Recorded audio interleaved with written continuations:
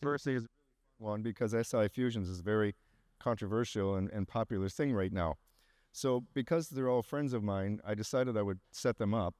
So I gave them a case which probably has no correct answer, and also for which, no matter what you do, you're probably going to get a bad outcome. So let's go ahead and present the case. So this is a 66-year-old male. He's got mild scoliosis. He's got gout. He's got rheumatoid arthritis. He's got a coronary stent. He's already had a 4-5 minimally invasive decompression of stenosis, and then he had a left 4-5 foraminotomy, and then he had an attempted drainage of a left synovial cyst. So he's already had 3 operations. He's not happy. He's still in pain. He's still very debilitated. So on exam, he complains of severe low back pain, and his worst pain is back pain. He's got bilateral buttock pain. It radiates to his hips, his lateral thighs, to the knees. On the right, greater than the left. It's constant on the right, intermittent on the left. He's got bilateral thigh, hamstring, and calf cramping at night when he tries to sleep. It's made worse when he's standing and walking, and he's had failed multiple non-surgical attempts. On neuroexam, he has slight weakness of his left dorsiflexion. On his SI joint exam, his Faber's test is positive, compression is negative, thigh thrust is negative, distraction and Gensler's are equivocal.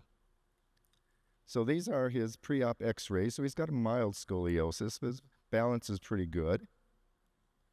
MRI shows no central canal stenosis. You can see there at 4-5 that he's had the right decompression of his previous stenosis.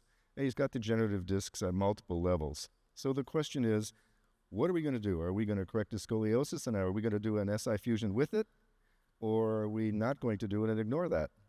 So, Charles, why don't you get us started? All right. Well, thank you. I appreciate the opportunity to talk. So definitely, adding a sacroiliac joint fusion to a deformity, it's a mechanism to prevent pain and failure. And I definitely believe in this. I think there's a lot of relevance to this topic because it's something that we encounter on a very regular basis. These are my disclosures. I've got a confession from Dr. Bess. Hey Charlie, I think SI joint fusion during deformity surgery is a great idea. I really wish I was on the other side of the debate. So, I think the debate's over. I think we're done. So it's important to realize that SI joint pain is present in a large number of the patients that we see when we're thinking about just standard low back pain. A big percentage of patients who come in where they may have an L5-S1 disc, they're also going to have SI joint pain simultaneously. You have a patient who's had a lumbar fusion. They're complaining about persistent pain. It's going to be SI joint pain a solid number of times. The SI joint is incredibly highly innervated. It's a very strong pain generator. And there are numerous nerves, numerous indications that suggest that the SI joint is definitely something that's sensitive, and it needs to be addressed when indicated. It's confusing because there's overlapping pain referral patterns in very common disease processes, whether it's coming from the disc, coming from the facet, coming from the SI joint, whether it's coming from the hip joint. All of these pain distributions can mimic one another and makes a patient such as the one that Dr. Fessler presented a diagnostic challenge. So let's go to the complaints of this particular patient that was presented to us. The blue arrows are supportive of SI joint issues. Severe low back pain, that could be the SI joint. Buttocks pain, that could be the SI joint. A pain that radiates into the hips and the lateral thighs. If we look back at the slide of the pain generator, you can see the lateral thighs. That's easily the SI joint. Bilateral thigh and hamstring and calf cramping at night, easily the SI joint. So the fact that the patient failed PT and epidural steroid injections, that also could easily be the SI joint. The Faber test was positive. The distraction test and Gansel's test were equivocal, but what does equivocal really mean? Was that positive or negative? Maybe it was positive. Did the patient have an injection of the SI joint? If we examined the patient really thoroughly and thought that there was a possibility of SI joint pain, that's important information and should be assessed with an injection. You can see the deformity is not very severe. And in this patient who has low back pain and a distribution of pain that could easily be manifested from the SI joint, that needs to be investigated. Like Dr. Fessler mentioned, the stenosis was not severe. However, the fluid in the facet joints at L4-5, that's concerning.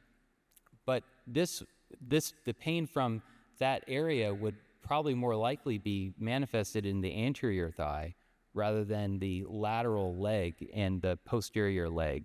So that makes me feel compelled to say that this patient probably had a very strong component of his disease process that was coming from the SI joint.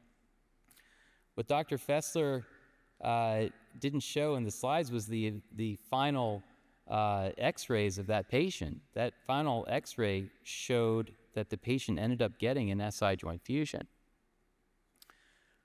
This is a situation that's dear to my heart because I've encountered patients where I missed it. You know, this is a case report that was written up by one of my residents, and this patient started out getting an L5S1 ALIF and then a posterior L5S1 fusion because she wasn't getting better, and then finally I realized a light bulb went on and the patient had SI joint disease. We've got to remember that the SI joint moves a lot, and there's a strong amount of movement associated with the SI joint. And that's indicated by the fact that there's so many failures of spinopelvic fixation. This overall failure rate was 22% in that study. This study shows that the failure rate of spinopelvic fixation in the setting of deformity could be up to 47%. Another study showing that a common reason for revision in deformity surgery is SI joint pain. 22% of these patients in this recent study shows that SI joint pain was a common reason for return to the operating room. Examples of failure mechanisms seen in various articles are well documented. When you have long deformity constructs, there's often failure at the level of the pelvis. This is another study, and I point out that Dr. Bess is an author on this study showing that with S2AI screws, there's 25% revision of patients with deformity surgery. This is a paper that one of my great residents, Dr. Kevin Kim, published from our data at the University of Maryland, looking at 90 patients where 25% ended up requiring SI joint fusion. So bottom line, Dr. Fessler's case, it's a small deformity. There's simultaneous SI joint pain. SI joint pain is reasonable. And for a long case, a long need for instrumentation, an SI joint fusion is reasonable. So you don't want to end up like this when you don't do an SI joint fusion at the beginning. And Dr. Bess, you got to share that wine. Thanks, Rick. Thanks, Charlie. And thanks, Rick. So I've taken the con for this side of it. Here are my disclosures. SI Bone was one of our sponsors for the ISSG, but I'm not a consultant for SI Bone. And so I'm going to give a little background on the problem, as well as I have no idea how these debate sides are chosen, but maybe we can dig into that a little bit. So the first question is, lumbopelvic fixation critical to adult spinal deformity? We all know the answer is yes. Are lumbopelvic fixation failures problematic? The answer is yes. And do we need solutions for lumbopelvic fixation failures? Yes, obviously. Then the question comes, does SI fusion represent a potential solution for these failures? I hope so. And then do I want a CPT code to increase my reimbursement via an SI fusion for these cases? Absolutely. But the problem, though, is new SI pain a problem for ASD surgery? Not really. And does the pain or the data support that SI fusion improves failures and reduces pain? No, not really. And it's funny because I looked up Bob. This is a true story. I looked up Bob and Charlie and SI fusion, and these are the two slides that then came up. And then the question then comes, are Charlie and Bob using this debate to brown nose a company that specializes in SI fusion? Probably. So let's see what the data actually shows. So Eric and I have no idea why we're on the con for this. Number one, our lumbopelvic fixation failure is problematic, and do we need implant solutions? Charlie showed this paper from Bob Eastlack in the ISSG, right? Failure rates about 23%, revision 30, surgery rates about 22%, with worse HRQLs and 2-year improvement. But if we dig on that a little bit, if you look at Columbia's data and Larry Lanke's data, he found the acute failure rate about 0.3%, 2-year failure rate about 4%, but failure protection, which we did not account for in the early ISSG papers, was number of rods crossing the lumbopelvic junction. And then Charlie and Bob, who are both part of the spinal pelvic fixation group, found that pelvic fixation rates with multi-pelvic fixation, right, multi-points, minimum 4, is about 3% at about 1 year. And then Larry and the group at Columbia again looked at the revision rates for 2 points versus 4 points, and it drops from 10 to 1%. Screw fracture rate drops from 8 to 1%. What's the solution? Multi-point pelvic fixation. We all know that at this point. Number 3 and 4 questions: is new SI pain a problem for ASD surgery? And does SI fusion reduce the pain? Well, Jay Turner through the ISSG reported that this past year. Preoperative SI pain, about 7%, maybe associated with prior fusions, maybe not. But we found a 91% resolution rate postoperatively, no difference in pain resolution whether you used SI fusion versus no SI fusion. And then Tony McCullough through the ISSG this past year found the new incidence of new SI pain, again, this is new SI pain, following adult spinal deformity surgery, about 1 to 2%. No difference in the type of screw used, no difference in levels fused. And then subsequently we found that actually SI pain is associated then with malalignment, right? This is European Spine Journal, PILL mismatch associated with the need for SI fusion. And then a paper in JNS Spine finding that the distribution of L4 versus S1 lordosis. And then Charlie Sansur in the paper that he just then referenced found that diabetes and a high postoperative residual PT is a risk factor then for SI joint fusion and pain. And then finally, look at the cost of this. Dave Pauly's in the room right now, looking at cost effectiveness of SI fusion for adult spinal deformity. He did an ICER looking at multi-level lumbar fusion plus or minus SI joint fusion. What he found that the quality gain was about 0.14 with a 5-year cost of about $2,400, finding ICER of about $17,000 per quality gain, similar to about a total knee replacement and an open disc. Pretty good data. It's fairly compelling, right? Problem is what happens when you look at the data, what they did logistically, right? It all came from Medicare and claims data. It's not a priori prospective data, so they force some patient data assumptions. First, assumption number 1, 30% incidence of new post-op SIJ pain after adult spinal deformity surgery. That's not true. We found through the ISSG it's about 1 to 2%. Assumption in reduction in postoperative SIJ pain with the fusion goes from 30 to 10% if you fuse the SI joints. No, it doesn't. It doesn't matter what you use. If you use 4 points or if you use multi-point fixation or SI fusion, it doesn't matter. They all get better. So the problem is claims data, right? Problem with the registry data, right? False assumptions, garbage in, garbage out. So is SI joint fusion the solution for pelvic fixation failures and SI joint pain after surgery? I think we all want it to be. Problem is, can multi-point pelvic fixation reduce the failures? They can, right? Multiple rods across the SI joint can also improve it, as well as postoperative alignment. And you can actually reduce it also if you do an SI joint fusion, but the problem is you have to use multi-point fixation. So then what's the point? Preoperative SI joint pain, common-ish, about 7%, but similar resolution if you fuse the joint or if you do multi-point fixation. But if you fuse the joint, you have to use multi-point fixation. You're getting this redundant theme, right? New post-op SI joint pain, not common, 1 to 2%, risks residual malalignment. And so is prophylactic SI joint cost-effective and worth it? Not really, not when you use good data, realistic data assumptions, and you actually perform a quality surgery using modern techniques. All right. I'm so glad you brought up the ISSG data, my disclosures. So in full disclosure, so we're understanding what our cons really believe in and whether they address SI pain. I had to do some diligence on Eric, and this is what some of his former trainees told me about his attendance to the exam, which is critical for SI joint pain. Hell no, the fellow or chief resident does the whole exam, and he just walks into the room and never examines the patient or the SI joint. And so ultimately, much like Shay, and this time with Pappy Van Winkle, Eric really just thinks SI joint pain is voodoo and doesn't need to think about it. But in reality, this is what happens to the Shay and Eric School of Post-Op Pain Management. You know, they get SI pain, they just ship them off for the stimulator, and then maybe Charlie has to address it later with a proper procedure. And so behind the scenes, what does Eric really think? I can't figure out why so many of my patients are miserable and keep pointing at their PSIS when I see them in follow-up.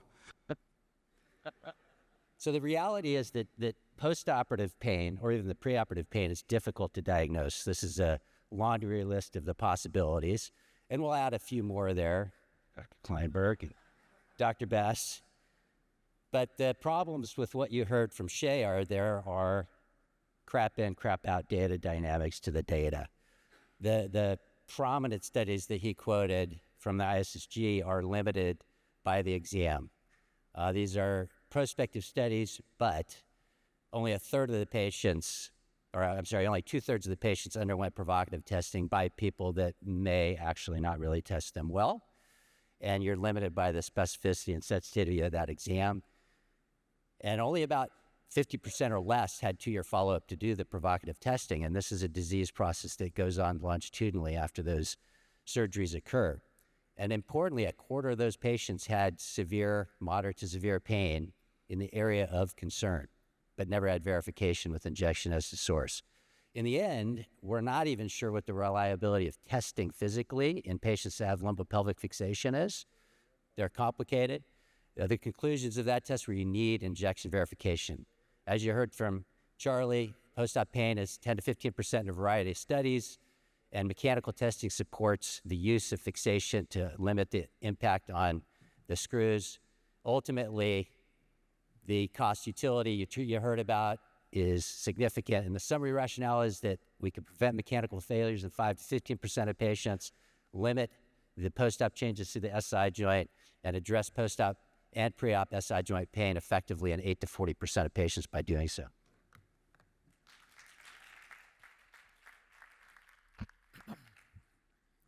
Well, thank you. What a great debate. It's wonderful to debate you guys. I want you to know how much I think about both of you as surgeons and as people. But it's just a shame to see you so wrong here today.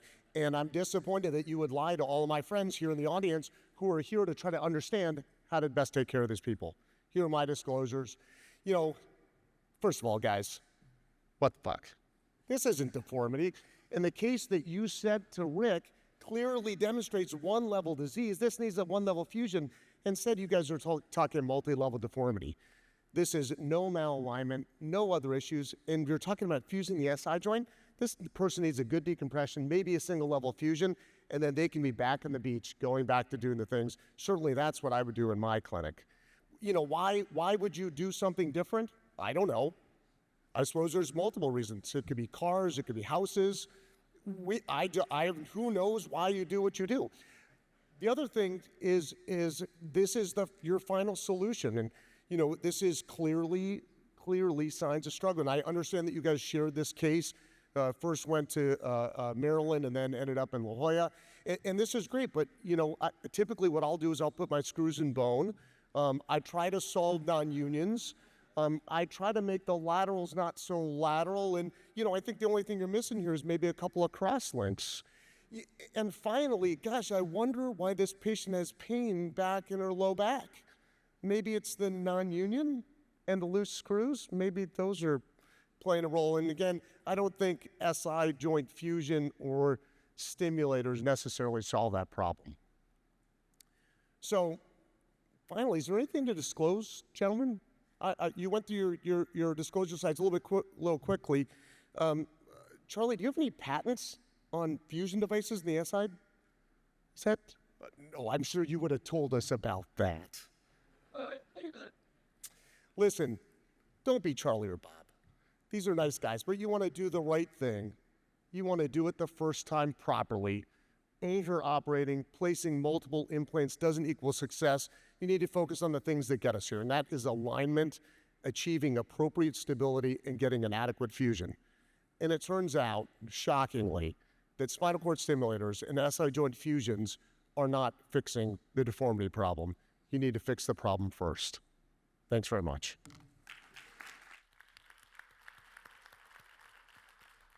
So a couple of quick comments before we vote. You know, those of you who have been around long enough to know Dave Cahill will appreciate that at this point he would have said, if you can't convince him with facts, baffle him with bullshit. So how many people do major deformity? How many people do SI joint fusion? Wow, interesting. Okay, so our question is, should we be doing SI fusions primarily with the first operation? Should we deal with it later on if we have to do that?